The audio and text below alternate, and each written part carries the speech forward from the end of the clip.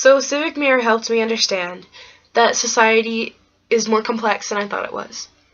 I thought the government did everything for you, and that you didn't have to do anything, just pay your taxes and such. But everybody gets their say. Like in the lawmaking event, if you had something that you wanted to possibly pass, you could say that. And then at the town hall and legislative events, you could definitely get your opinion out there because it was a perfect opportunity. But then I got frustrated, not with everybody, but with myself too.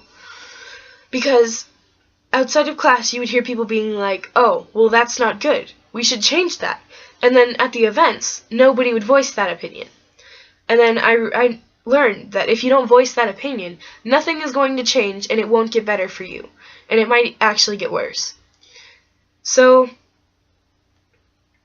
we had a couple weaknesses as a group, like attacking the fascist group. Like we weren't completely 100% sure that they were fascists, and then doing that possibly made them upset and made them not want to give us energy. So maybe that's why we didn't get energy. And to think about, if you think about it, you don't want to be called something that you're not. And then I was really, really surprised with how hard it was with money. So if you didn't have enough money, you couldn't get food or a place to live or education or energy, and then your family would die. And that was hard. It was so hard to do.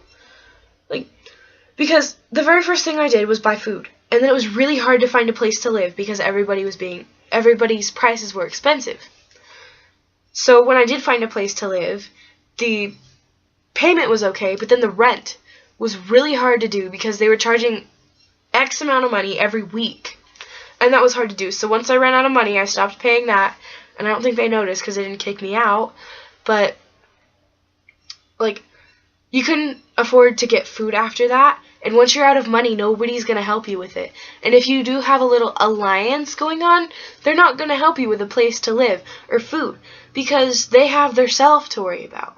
So I think that goes along with reality because even though we're kids and we rely on our parents, eventually we're going to grow up and then our parents aren't going to be there to support us anymore. And if we don't have money, we could die because we don't have a place to live or food.